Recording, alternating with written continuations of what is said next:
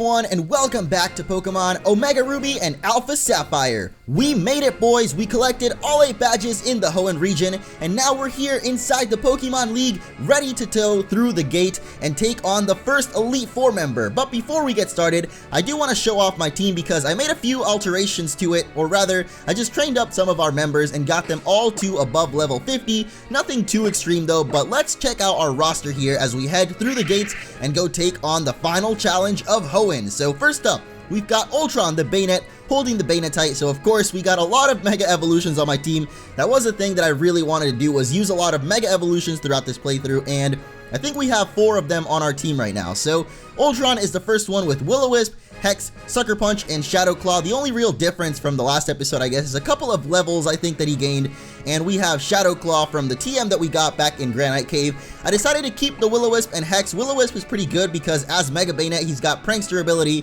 which means that that will be a priority Will-O-Wisp.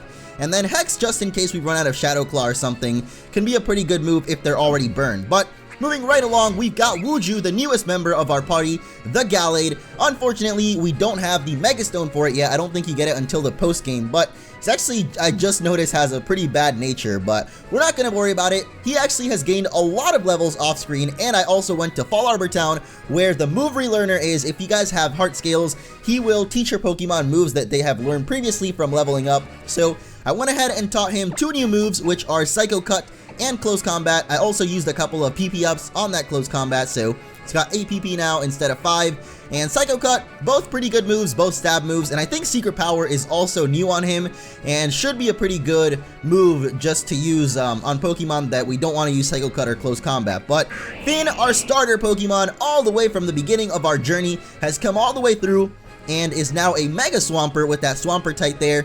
Hammer Arm, Rock Slide, Waterfall, and Earthquake. I don't think there's any differences aside from Hammer Arm, which is a new move I taught him also at the Fall Arbor Town move relearner. So if you want to get yourself Hammer Arm and you have a Swampert, you can get that. It is an egg move, I think, or it's a level, like from level 0 he can learn Hammer Arm. So if you go and get him that, or he can actually learn it at level 60 something, but we ain't got time for that training, so I just went ahead and taught him it through the move relearner.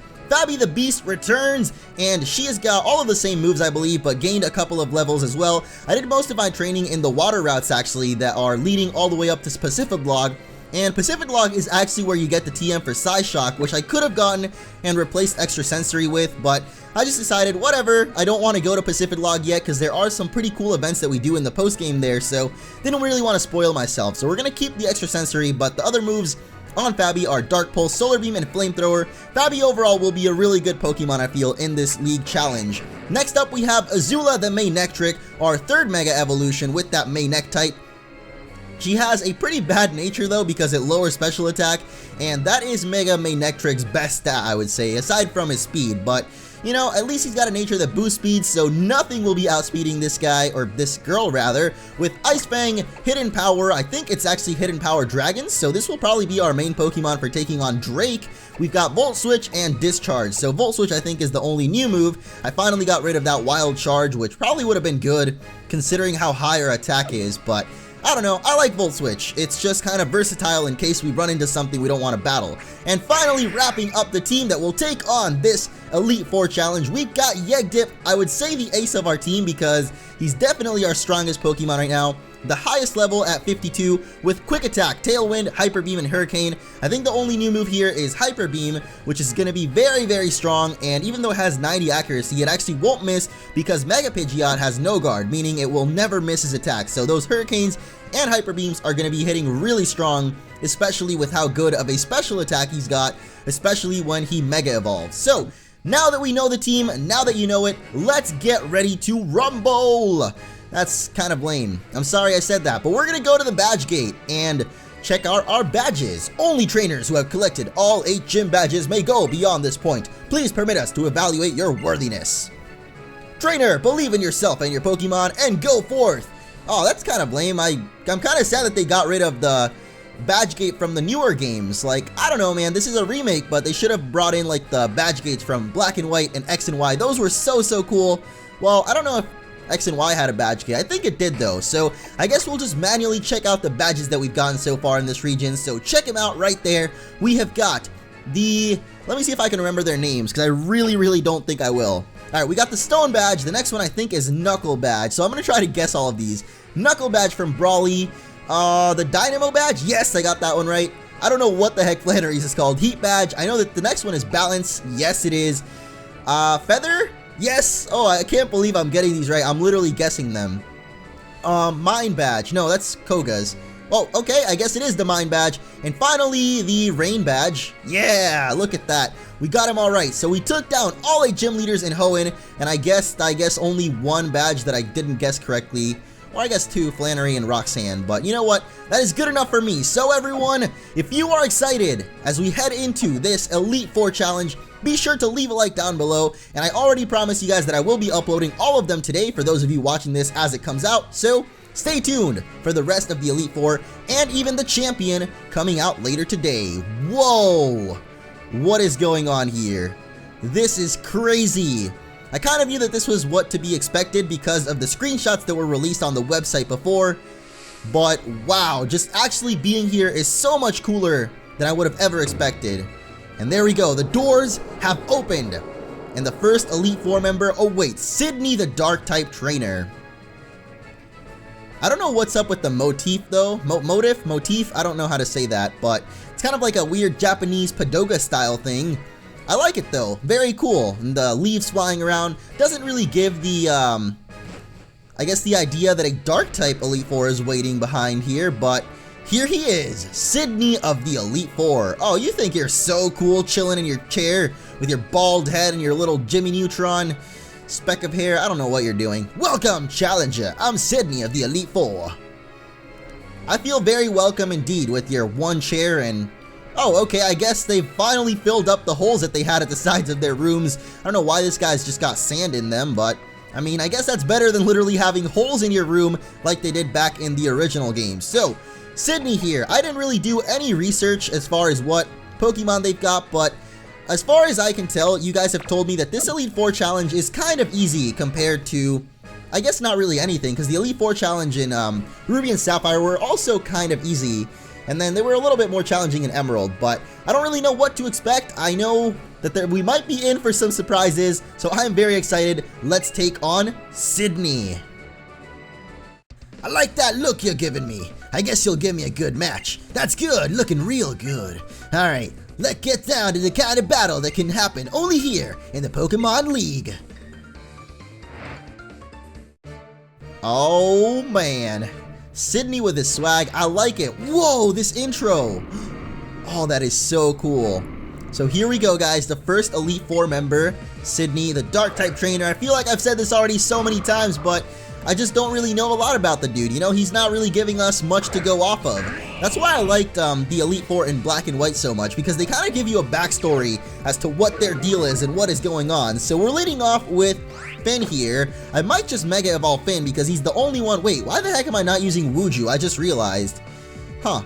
That is kind of dumb of me. Well, I guess we will Mega Evolve Finn though because he's got the Hammer Arm, and then we'll switch off to Wuju because Wuju could probably do the best out of anyone in this gym. And I totally forgot I have a bunch of rare candies in our bag that we could have used to level up, but I really wanted to scope out and see what level this Elite 4 is at, and it looks like his first Pokemon is at level 50, so we're actually at equal level with them, so I don't think I'm going to use all of those rare candies. Oh, come on! Already with the swagger, you know, I was saying that Sidney's got his swag. I didn't mean it this way.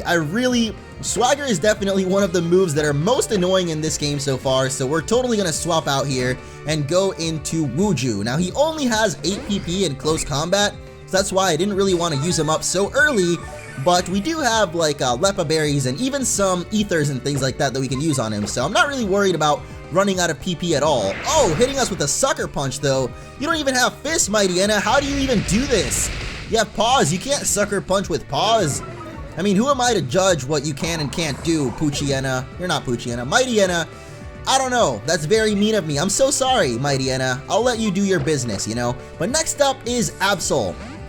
Now, what I was saying is, we don't really know a lot about Sidney here. He just had literally one chair and a bunch of sand in his room, so doesn't really give us much to go off of compared to how in Pokemon Black and White, I feel like you actually got to know a lot of the story about a lot of the Elite 4 there. Like, I remember Grimley.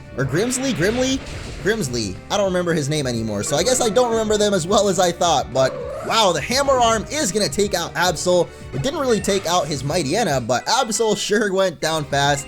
I guess he must have lower defenses than the Mightyena did. But next up, he is gonna go for Shiftry, which I believe is his signature Pokemon, or his ace Pokemon, or at least like his highest leveled guy. I usually call them their ace Pokemon because they're the highest leveled one and they seem to be like the core of their team. But it seems like they've changed it a little bit and made it so that every Pokemon is the same level, unless his ace was actually Absol. I'm not sure.